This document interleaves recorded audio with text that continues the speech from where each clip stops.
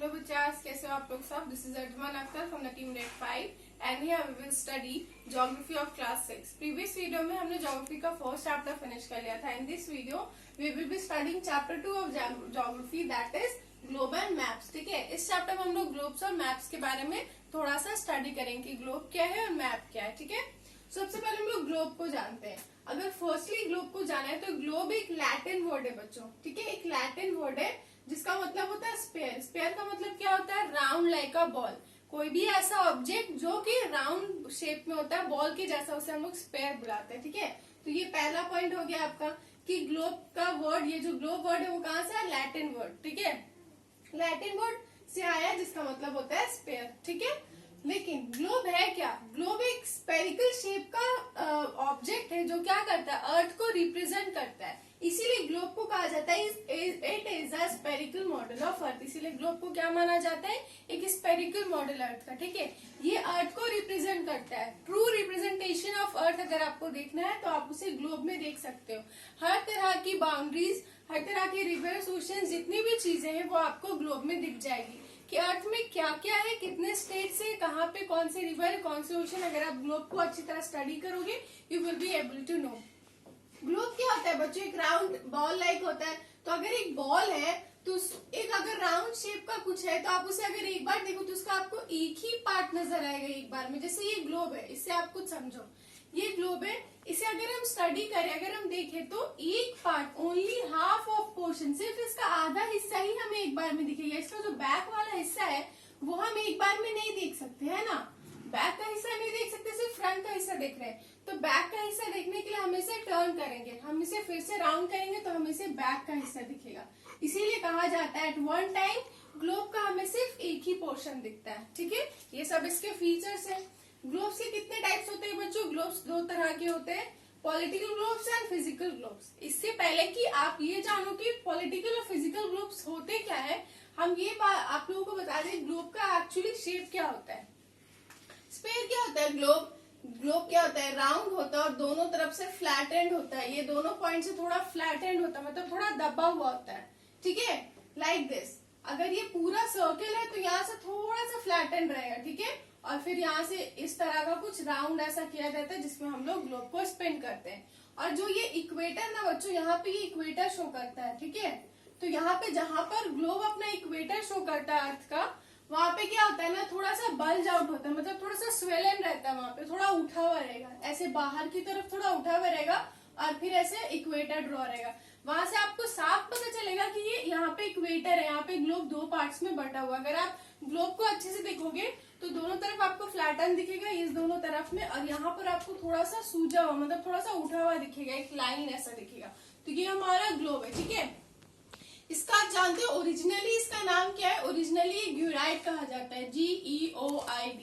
ठीक है, और इसी वर्ड से ये हो गया, ग्लोबस हो गया, ये सारे वर्ड से जो हिस्ट्री टाइम पीरियड में ग्लोब को दिए गए थे, इन सब वर्ड से बना है वर्ड ग्लोब. ठीक है, तो प्रीवियसली ये सारे ग्यूराइड शेप, इसीलिए अर्थ को ना ग्यूराइड शेप कहा जाता है. ग्यूराइड शेप मतलब जो फुल्ली सर्कल नहीं होता, दोनों तरफ से फ्लैटन होता है और बीच में बल्ज आउट होता है, तो उस शेप को क्या कहा जाता है? ग्यूराइड शेप. तो अर्थ को हम लोग ग्यूराइड शेप के नाम से जानते हैं. ग्लोब को पहले ग्लोबस भी कहा जाता था. ठीक है, ग्लोब की हिस्ट्री बहुत लंबी है. ग्लोब को अगर हम लोग जाने तो ग्लोब की हिस्ट्री बहुत लंबी की हम लोग समझ ही नहीं पाएंगे कि ग्लोब आखिर सबसे पहले आया कहाँ से था. 150 इयर्स बिफोर भी अगर आप BC में जाओ तो भी आपको ग्लोब का वहां पे मेंशन दिखेगा कि वहां पे भी उस टाइम पीरियड में भी ग्लोब्स का सब लोग जिक्र करता था. लेकिन अब आप लोग ऑब्वियसली एक नीड तो जान सकते हो, ग्लोब आखिर बना क्यों. हम लोग अर्थ को बच्चों पूरी तरह देख नहीं सकते, पूरी तरह उसे बता नहीं सकते कि कहाँ पर कैसे, स्टडी नहीं कर सकते हम लोग, बाहर तो नहीं स्पेस के. तो अर्थ को पूरी तरह स्टडी करने के लिए ग्लोब का इन्वेंशन हुआ. ठीक है, ताकि ग्लोब के पर वो सारे एरिया, सारी जगह, सारे जितने भी कॉन्टिनेंट्स है सब शो हो सके और हम लोग जान सके कि एक्चुअली में अर्थ में कौन कौन सी जगह है. ठीक है, तो ग्लोब के दो टाइप्स होते हैं, पॉलिटिकल ग्लोब्स और physical globes. Same as maps के जैसा. पॉलिटिकल ग्लोब्स वो होते हैं बच्चों जो कि अंडरलाइन, पॉलिटिकल मैप्स देखा है ना आपने, पॉलिटिकल ग्लोब्स वो होते हैं जो अंडरलाइन मतलब कि स्टेट्स को शो करते हैं.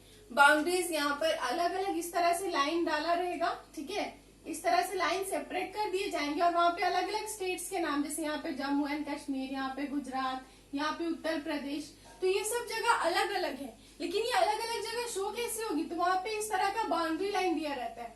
तो उस तरह के ग्लोब्स जो अलग अलग स्टेट को, अलग अलग जगहों को, अलग अलग कॉन्टेंट्स को रिप्रेजेंट करते हैं ना, ठीक है, वो अलग अलग बाउंड्रीज से सेपरेट करते हैं, उस तरह के ग्लोब्स को पॉलिटिकल ग्लोब्स कहा जाता है। फिजिकल ग्लोब्स वैसे ग्लोब्स होते हैं जो कि हमारे अर्थ के रिवर्स, ओशियंस, माउंटेन्स, ये सब को जो रिप्रेजेंट करेगी, कौन सा रिवर कहाँ पर है, कितने ओशियंस है, कहाँ पे माउंटेन्स है, ये सब जो रिप्रेजेंट करता है वो फिजिकल ग्लोब्स होता है, ठीक है।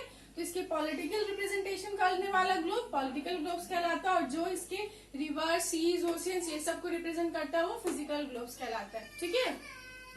लेकिन ग्लोब्स के कुछ ड्रॉबैक्स भी है बच्चों, मतलब कुछ डिसएडवांटेज भी है। डिसएडवांटेज मतलब क्या, इसमें जैसे ग्लोब को यूज तो किया जाता था, लेकिन ग्लोब के कुछ डिसएडवांटेजेस भी होते थे। फर्स्ट वन, यहाँ पे जैसे हम लोगों ने पहले पढ़ा, एक टाइम में हम लोग ग्लोब का एक ही हिस्सा देख सकते हैं, ठीक है, वो उसका पहला डिसएडवांटेज है। ग्लोब आपके अर्थ का हर चीज, एवरी छोटा छोटा सर्टेन एरियाज है ना, उसके एक्चुअल डिटेल्स नहीं बता सकता कि वो कितना है, ठीक है। थर्डली, यहाँ पे ग्लोब में क्या है कि हम हर जगह ग्लोब को अपने साथ कैरी नहीं कर सकते। We can not carry globe from one place to another. Globe एक ऐसी चीज है बच्चों, अगर हम ग्लोब को कैरी करना चाहे तो एक जगह से दूसरी जगह कैरी कर सकते हैं, वो इतना बड़ा होता है, हम इसे कैसे कैरी करेंगे। तो ये सारे सर्टेन ड्रॉबैक्स हैं। इसके वजह से कुछ सोच कर ही एक और चीज बनी, दैट इज मैप, ठीक है। मैप, अब हम लोग जानते हैं मैप क्या है। मैप एक ग्राफिकल रिप्रेजेंटेशन है अर्थ का। ये क्या है, स्पेरिकल, ये इसका रिप्रेजेंटेशन है अर्थ का ट्रू रिप्रेजेंटेशन, और ये क्या अर्थ का ग्राफिकल, वो बताता है मैप की कहाँ कहाँ पे कौन कौन से एरियाज हैं, कौन से एरिया कौन से अलग एरिया से सेपरेट है, जम्मू एंड कश्मीर कहाँ है, उसके बगल में क्या है, उसके बगल में क्या है। आप मैप देखते हो ना इंडिया का मैप, उसमें अलग अलग जगह अंडरलाइन करके अलग अलग स्टेट के नाम दिए जाते हैं, तो इसीलिए उसे मैप कहा जाता है, क्योंकि वो अर्थ का फिजिकल रिप्रेजेंटेशन, ग्राफिकल रिप्रेजेंटेशन हमें बताता है, sorry not physical, graphical, underline वाले अलग अलग जगह को सेपरेट करके, ठीक है। It represents the earth surface on a flat surface. Earth का जितना भी जगह, जितना भी सरफेस है वो एक फ्लैट सरफेस, मतलब यहाँ पे अर्थ हमें एक सर्कल वाले सरफेस पे पता चल रहा है, ठीक है। यहाँ पे अर्थ हम लोग एक स्पेरिकल बॉल में देख रहे हैं, लेकिन जब मैप होता है तो मैप एक पेपर पे बनता है ना बच्चों, तो मैप एक पेपर पे बनता है, तो मैप क्या है, फ्लैट सरफेस पे बना, इसीलिए कहा गया कि ये अर्थ का सरफेस रिप्रेजेंट करता है कौन सी जगह पे, फ्लैट सरफेस पे। एक पेन और पेपर लीजिए, और अगर आप एक मैप उस पर ड्रॉ करते हो तो वो पेपर क्या है, फ्लैट सरफेस हुआ, उसमें आप मैप की रिप्रेजेंटेशन करते हो, ठीक है। मैप कितने तरह के होते हैं, मैप 3 टाइप्स ऑफ होते हैं। पहला political maps, physical maps and thematic maps, ठीक है। सबसे पहले हम लोग जानते हैं पॉलिटिकल मैप्स क्या होते हैं।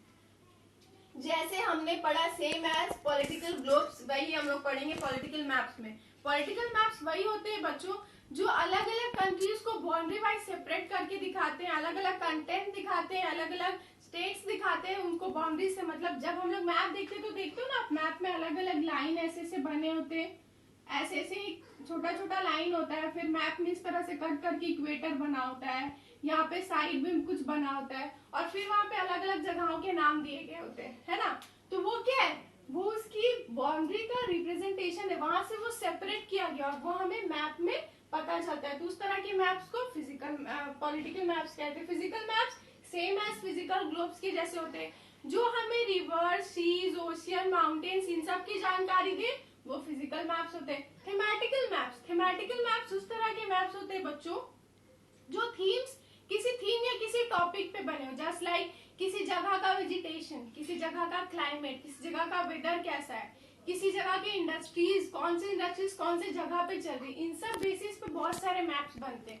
तो उस मैप्स को थीमेटिकल मैप्स कहा जाता है। मतलब वो मैप्स जो किसी थीम या टॉपिक पे बने, किसी स्टेट का वेजिटेशन कैसा है, किसी स्टेट का वेदर कैसा है। अब जैसे मान लो अगर कुल्लू मनाली की बात करते हैं, तो कुल्लू मनाली का अगर आप थीमेटिकल मैप बनाओगे तो क्या बनाओगे, वहां के वेदर के लिए बनाओगे। दार्जिलिंग वहां के वेदर के लिए बनाओगे, वहां कौन सा इंडस्ट्रीज है, उस तरह का अगर मैप बनेगा तो कुल्लू मनाली में जितनी इंडस्ट्रीज हैं वो सारे उस मैप में रहेंगे।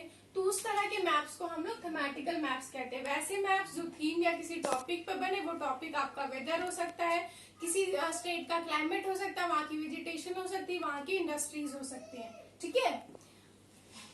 वन इम्पोर्टेंट टॉपिक जो, हाँ, ये जो मैप बनता है ना, ये कोई ना कोई इंसान तो बनाते ही होगा, ग्लोब्स और मैप।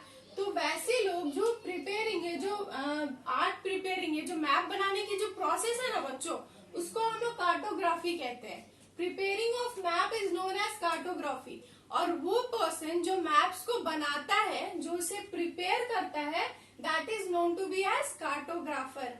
मैप बनाने की प्रक्रिया को कार्टोग्राफी कहते हैं, और वो इंसान जो इस मैप को बनाता है उसे हम लोग कार्टोग्राफर कहते हैं। ठीक है, ये सभी तरह के मैप्स के लिए वैलिड है। मैप मैं कह रही हूँ, प्रिपेयर मैप्स, ये कोई इंडिविजुअल मैप नहीं कि जो पॉलिटिकल मैप बनाया, जो फिजिकल मैप बनाया, जो थेमेटिकल मैप बनाया, नहीं। Person who make the map is known to be as cartographer, और उस प्रोसेस को, उस प्रक्रिया को हम लोग कार्टोग्राफी कहते हैं। ठीक है, यहाँ पर मैप की भी एक ड्रॉबैक है बच्चों। वो ड्रॉबैक क्या है?